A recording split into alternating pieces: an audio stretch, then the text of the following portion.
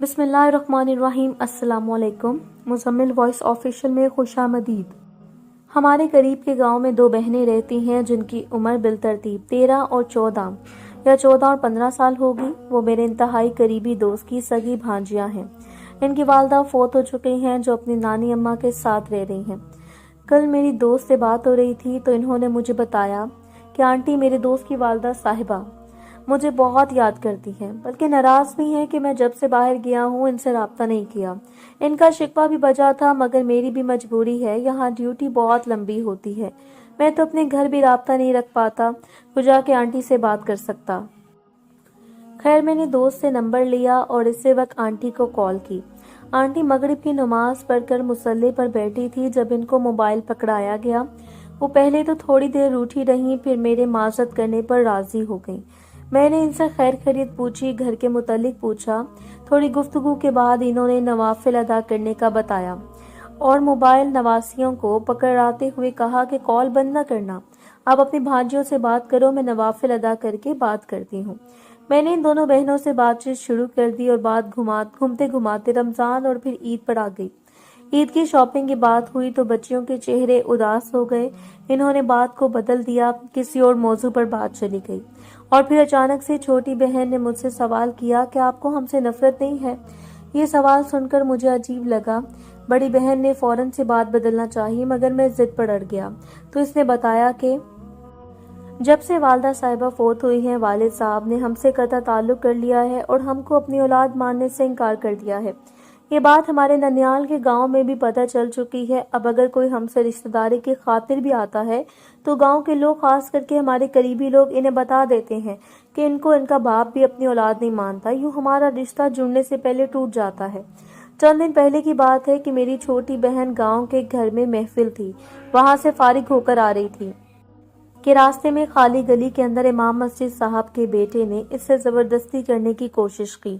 मेरी बहन ने मुजाहमत की तो इसे धमकी देते हुए कहा कि अगर मैं चाहूँ तो तुमको अभी के अभी संसार करने का हुक्म दिलवा सकता हूँ। इससे पहले कि मेरी छोटी बहन कोई जवाब देती, पीछे से मेरी नानी अम्मा भी निकल आई तो वो लड़का मेरी नानी अम्मा को देखकर वहां से चला गया। मेरी बहन ने सारी बात रो रो कर नानी अम्मा को बताई और तब से सब परेशान रहने लगी हैं। कहती है कि किसी दिन लोग हमको मार देंगे और हमारा जनाजा पढ़ने वाला भी कोई नहीं होगा। मैंने और नानी अम्मा ने इसको बहुत समझाया, मगर ये नॉर्मल नहीं होती। तब से इन्हीं बातों में खोई रहती है। रात को ईशा के बाद मुसल्ले पर खड़ी होती है और कई बार हम सहरी के लिए उठते हैं तो ये मुसल्ले पर सोती है। नानी अम्मा ने इसको बहुत समझाया। वो इसके ईद की शॉपिंग के लिए कहीं से 1500 रुपए एडवांस भी लेकर आई ताकि इसकी मर्जी की चूड़ियां, मेहंदी वगैरह दिला सकें, मगर ये फिर भी खुश नहीं हुई। बड़ी बहन की बात खत्म हुई तो मैंने बात बदलते हुए बड़ी बहन से पूछा कि सिर्फ मेहंदी और चूड़ियां ही क्यों, जूती कपड़े क्यों नहीं। मेरा सवाल सुनकर पहली बार बड़ी बहन भी रोने लगी और रोते हुए बताया कि जब से वालदा साहिबा फोत हुई है हमने नए नए कपड़े नहीं खरीदे, ना पहने हैं, बस लोगों के उतरे हुए पहनकर गुजारा कर लेते हैं। हमें कौन सा कहीं जाना होता है। और फिर राजदाराना अंदाज में बोली, भाई मेरी वालदा साहिबा गलत किरदार की नहीं थी, बस इनकी मजबूरियां थी। बेटा कोई था नहीं, शोहर कराची में जॉब करते थे तो घर का सामान खरीदने की खातिर इन्हें निकलना पड़ता था और इनका घर से निकलना इनका जुर्म था। घर से निकलते इन पर गैर महरम से मुलाकात का इल्जाम लगाकर इन्हें मेरी वालदा साहिबा को जानवरों की मानिंद मेरे धदियाल वाले मारते थे। एक बार मेरी वालदा साहिबा हमारे लिए ईद के कपड़े लाई तो मैंने जल्दी जल्दी छुपा दिए ताकि किसी को पता न चले कि मेरी वालदा साहिबा बाजार गई थी और ये मार खाने से बच जाए। मगर जब कपड़े छुपा चुकी और वालदा साहिबा के पूछने पर इनको वजह बताई तो वो मुस्कुराते हुए बोली, बेटा वो मार मेरे नसीब में लिखी जा चुकी थी, मुझे बस से उतरते हुए तुम्हारे दादा ने देख लिया था और फिर वाकई मेरी माँ को इतना मारा गया था कि 2 दिन तक बिस्तर से नहीं उठ सकी थी। जुर्म से इतना था कि वो अपनी बेटियों के लिए नए कपड़े लाई थी। मैंने महसूस किया कि जब बड़ी बहन मुझे ये रुदास सुना रही थी तो इसकी आंखों से आंसू की लड़ी बह रही थी और फिर इसने आखिरी बात की कि भाई माँ तो मर गई है, शौक फिर भी मर गए। तब तक शायद इसकी नानी अम्मा नमाज पढ़ चुकी थी। इसने खुद संभालते हुए मुझे बताया कि नानी अम्मा फारिग हो गई हैं और मैं इनको मोबाइल देने लगी हूँ। जो ही आंटी ने मोबाइल पकड़ा मैंने बिना कोई बात महसूस किए इधर उधर की बातों के बाद ईद की शॉपिंग की बात की तो इन्होंने बताया कि इस ईद पर शॉपिंग नहीं करेंगे, चूंकि मेरा बेटा बाहर गया है तो अभी कर्ज उतार देते हैं। اگلی عید تک انشاءاللہ قرض اتر جائے گا تو تمہاری بھانجیوں کو شاپنگ کروا دوں گی۔ میں نے ان سے کہا کہ آپ کا ایک بیٹا مقروض ہے، دوسرا تو نہیں، اور ساتھ ہی بچیوں کی شاپنگ کے لیے 5,000 روپے بھیجنے کا وعدہ کر لیا۔ آنٹی میری بات سے بہت خوش ہوئی اور مجھے بیسیوں دعائیں دے ڈالی۔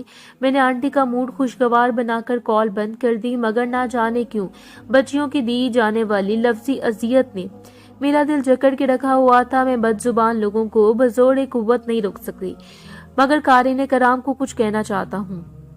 قارئین کرام کو بتانا چاہتا ہوں کہ خدارا اگر آپ کے ارد گرد کوئی ایسا بچہ ہے تو اس کو حرامی کہہ کر ذہنی اذیت نہ دیں، کیونکہ اسلام کہتا ہے بچہ جس کے بستر پر پیدا ہوگا اسی کے نام سے جانا جائے گا، اور اگر ہو سکے تو اپنے ارد گرد ایسے سفید پوش لوگوں کو ڈھونڈ کر اپنی عید کی خوشیوں میں شامل کریں۔ مجھے ان لڑکیوں کی مایوسی دیکھ کر ڈر لگنے لگا ہے کہ ہم جیسے اہل ایمان کے رویوں سے متاثر ہو کر کہیں وہ خودکشی نہ کر جائیں۔ میں سسرال والوں اور خاص کر کے شوہروں سے کہنا چاہتی ہوں کہ خدا کے لیے اپنی بیویوں بہوؤں پر ایسے گھٹیا الزامات نہ لگائیں۔ آپ زبان سے محض الفاظ نکالتے ہیں مگر لڑکی کی پوری زندگی گالی بن جاتی ہے۔ مرد کا بطور باپ یہ حق بالکل بھی نہیں بنتا کہ اگر بیٹا نہ ہو تو بیٹیوں کو اولاد ماننے سے انکار کر دیا جائے۔ بیٹیوں میں یہ سوچ کر محبت کر لیا کریں کہ بیٹی سے میرے نبی کریم صلی اللہ علیہ وسلم کی نسل چل رہی ہے۔ میری بہن نے کل مجھ سے رابطہ کیا اور پڑوس میں بیٹھی پٹھان فیملی کے متعلق بتایا کہ جب سے رمضان آیا ہے ان میں سے کوئی نہ کوئی خاتون افطار سے کچھ دیر قبل ہمارے گھر آتی ہے اور نمک طلب کرتی ہے۔ مجھے لگا شاید ہانڈی وغیرہ کے لیے ان کو ضرورت ہے، میں اس حساب سے دے دیتی ہوں، مگر میں نے ایک بات نوٹ کی کہ تینوں دن خواتین بدل کر آئیں، البتہ ان کے پیروں میں پہنا گیا جوتا ایک ہی تھا۔ جو خاتون پہلے دن پہن کر آئی تھی آج تیسری خاتون نے بھی وہی پہن کر آئی تھی۔ میں نے آج ان کو نمک کا پورا پیکٹ دے دیا کیونکہ مجھے اچھا نہیں لگتا بار بار کوئی مانگنے کے لیے آئے، ان لوگوں کو بھی شرمندگی ہوتی ہوگی۔ میرا ان لوگوں سے بھی ذہن مسلسل اس فیملی میں الجھا ہوا تھا۔ نیند میں بھی تقریباً میری توجہ اس جانب تھی، اس پٹھان فیملی پر تھی۔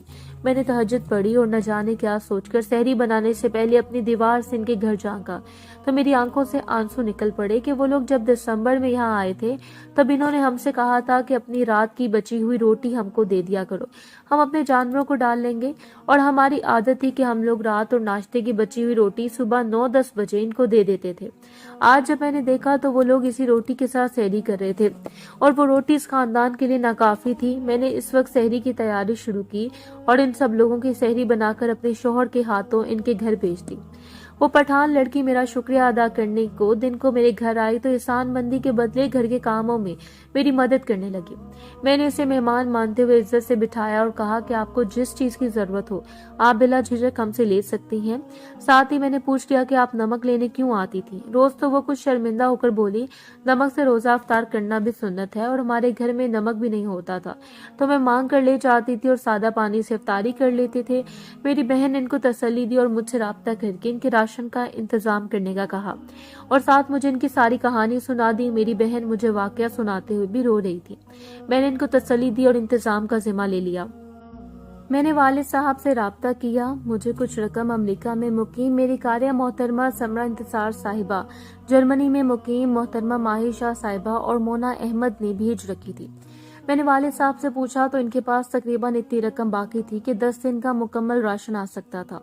میرے کہنے پر والد صاحب نے حالت روزہ میں خود بازار جا کر راشن خریدا اور افطار سے کچھ وقت قبل میری بہن کے ہمراہ ان پٹھان لوگوں کے گھر پہنچنے کا سارا راشن ان کے حوالے کیا تو وہاں ایک اور دردناک منظر ان کا منتظر تھا۔ ایک بوڑھی خاتون گردوں کے درد میں مبتلا کرا رہی تھی اور اس حالت میں بھی ان خاتون نے روزہ رکھا ہوا تھا۔ میرے والد صاحب نے ان کو سمجھایا کہ گردوں کے مریض کے لیے پانی بہت ضروری ہوتا ہے، جس پر خاتون کے بیٹے نے جواب دیا کہ بھائی صاحب گھر میں کھانے کے لیے بھی کچھ نہیں ہوتا تو دوا کا سوچا بھی نہیں کبھی۔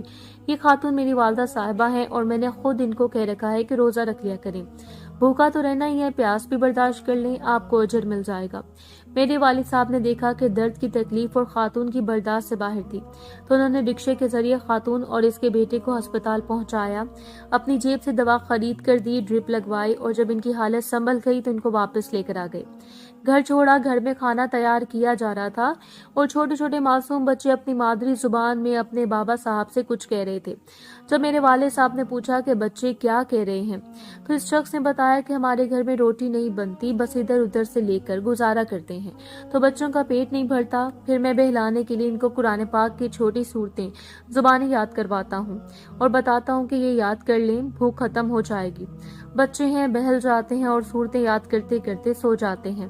میرے والد صاحب نے بچوں سے وہ ساری صورتیں سنی اور پھر ان بچوں کے گھر والوں کے ساتھ مل کر کھانا کھایا۔ کھانا کھانے کے بعد میری ان قارئین کرام جن میں سمرہ انتصار صاحبہ، ماہشہ، مونا احمد، انم، غلام فاطمہ صاحبہ اور وہ تمام لوگ جو ایسے محتاج اور مجبور لوگوں کے رزق کا وسیلہ بنتے ہیں، ان کے لیے دعا کروانی۔ تب تک مسجد میں عشاء کی اذان سنائی دی اور میرے والد صاحب اس پٹھان شخص کے ہمراہ مسجد پہنچ گئے۔ میں تحریر پڑھنے والے قارئین کرام سے بالتجا کرنا چاہتی ہوں، سوات وغیرہ کے غریب لوگ سردیوں میں جب برف باری شروع ہوتی ہے تو ہجرت کر کے پنجاب آ جاتے ہیں، یہاں محنت مزدوری کرتے ہیں، کماد اور گندم کی فصل سنبھالتے ہیں، مگر ان کے اپنے گھروں میں کئی بار فاقے ہوتے ہیں۔ اگر آپ کے قرب و جوار میں کوئی ایسی مستحق فیملی ہو تو اللہ تعالیٰ کی رضا کے لیے ان کا خیال رکھیں تاکہ روزے میں آپ لوگ بھی ایسی امتیوں میں شامل ہوں جن پر نبی کریم صلی اللہ علیہ وسلم کو فخر ہو۔ والسلام۔